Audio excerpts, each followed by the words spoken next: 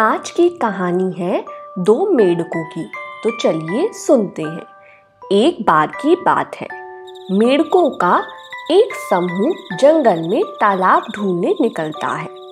तालाब की तलाश में चलते चलते सुबह से शाम हो जाती है, पर तालाब कहीं नजर नहीं आता है।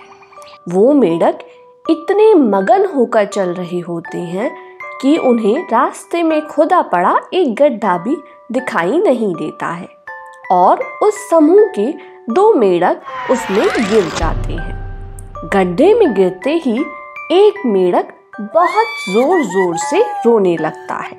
वहीं दूसरा मेंढक थोड़ा अपने आप को संभालने में लग जाता है। अब दोनों मेंढक कूद कूद कर गड्ढे से निकलने की कोशिश करने लगते हैं।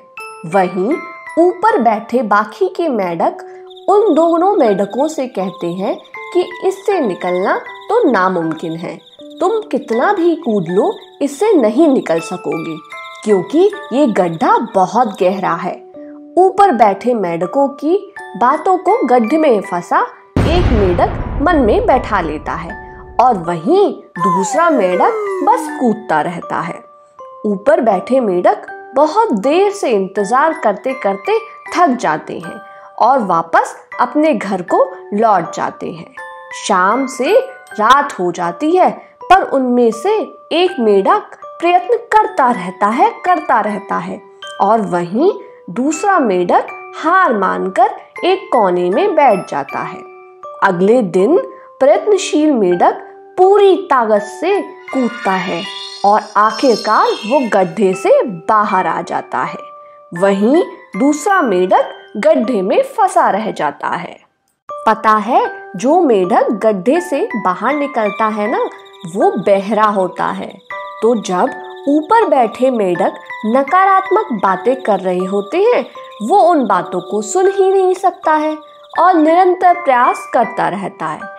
निरंतर प्रयास करने की वजह से ही वो उस गड्ढे से बाहर निकल आता है। तो ये कहानी हमें सिखाती है कि हमें नकारात्मक विचारों से दूर रहना चाहिए और कोशिश करती रहनी चाहिए। समझ गए ना? तो अब हम हैं वर्ड लैंड में, जहाँ सीखते हैं हम नए नए वर्ड्स। तो आज का पहला वर्ड है पिट। मेरे साथ बोलिए, पिट। गड्ढे को इंग्लिश में पिट कहते हैं और पिट की स्पेलिंग होती है PIT, पिट। तो आज का दूसरा वर्ड है परसिवियरेंस। मेरे साथ बोलिए, परसिवियरेंस। निरंतर प्रयास करने को इंग्लिश में परसिवियरेंस कहते हैं। परसिवियरेंस की स्पेलिंग होती है PERSEVERANCE,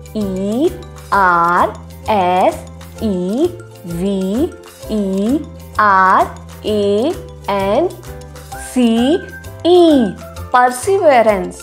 समझ गए ना? तो मिलते हैं कल नई कहानी और नए वर्ड्स के साथ। टाटा।